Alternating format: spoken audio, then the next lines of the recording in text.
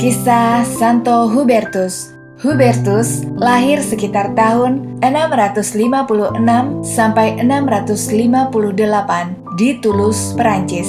Ia adalah cucu dari Charbert, Raja Toulouse, dan anak dari Bernard, Raja Muda Aquitaine. Sejak kecil, Hubert sudah dididik secara Kristiani oleh orang tuanya. Namun, ia sendiri kurang memperhatikan perkembangan kehidupan rohaninya. Ia lebih sibuk dengan kegemarannya, seperti berburu kijang di hutan. Banyak waktunya dihabiskan untuk berburu. Bila hari Minggu tiba, ia sibuk dengan anjing-anjing pemburunya, menyandang panah dan busur untuk pergi berburu, meskipun teman-temannya telah mengajaknya untuk pergi ke gereja. Pada suatu hari, tepat pada hari Jumat Agung, saat umat Kristiani sedang merenungkan sengsara dan wafat Kristus, Hubertus tak tergugah sedikitpun dengan hari raya besar tersebut. Hubertus malah sibuk mempersiapkan perlengkapannya, lalu pergi ke hutan untuk berburu. Tiba-tiba muncullah seekor rusa jantan yang besar. Terdorong oleh nafsu, Hubertus langsung mengejar rusa itu semakin jauh dan hingga ia masuk ke dalam hutan belantara. Tetapi tiba-tiba rusa itu berdiri dengan tenang dan berpaling ke arahnya. Di antara tanduk rusa itu terpancang salib yang bersinar yang begitu menyilaukan. Seketika itu Hubertus tertegun. Tak lama rusa itu menghilang, lenyap entah kemana. Lalu terdengarlah suatu suara yang bergema di dalam hatinya.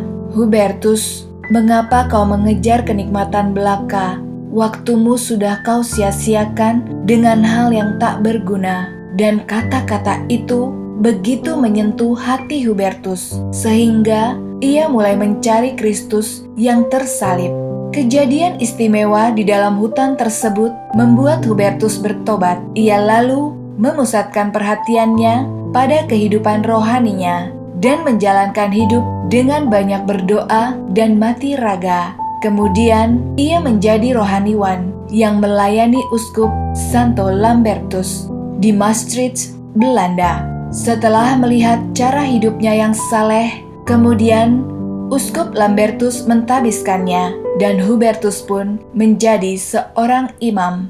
Dan Uskup Lambertus mengangkat Hubertus menjadi asisten uskup.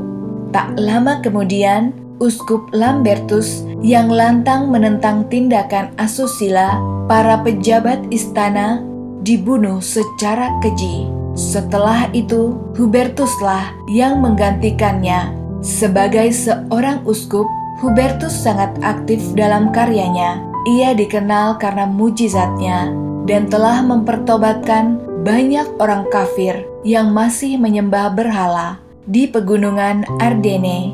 Sewaktu Hubertus menyeberangi sungai dalam perjalanan pastoral ke desa-desa, ia mendapat kecelakaan sehingga jatuh sakit.